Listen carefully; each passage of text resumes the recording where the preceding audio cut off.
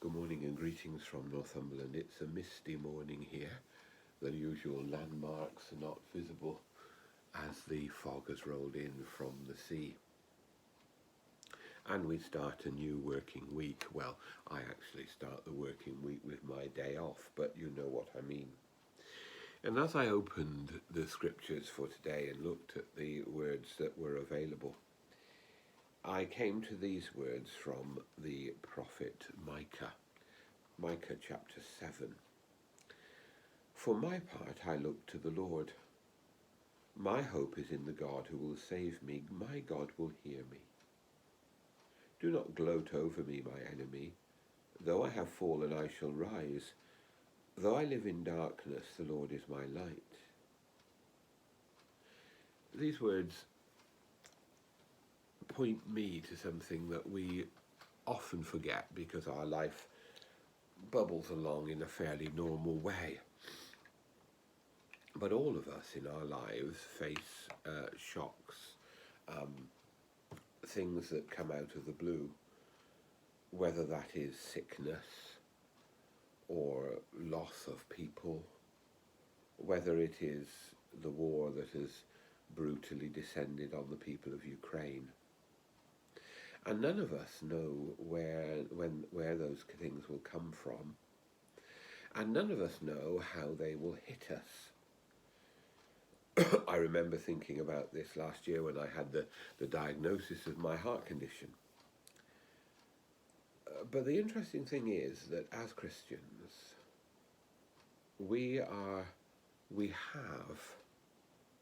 a resource that sometimes we forget about in the easy days, but actually is there when things are good and when things are bad.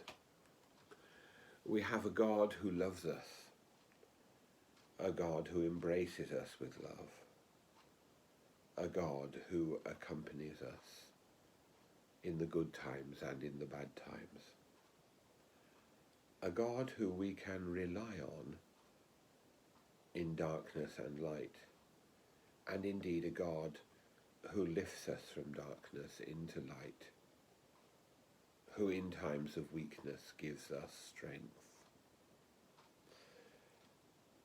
And this is at the heart of what our faith is about. A God to whom we can turn, and who turns his face to us. And as the father in the story of the prodigal son comes out to embrace the returning son, so God seeks always to embrace us. This is not a magic force field that protects us from the realities of human life in a fallen world,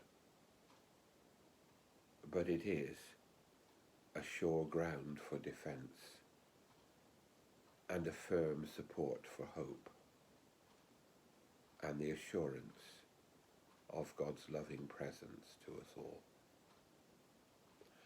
May God bless us today. May God bless Ukraine. May God bless the suffering people of the world.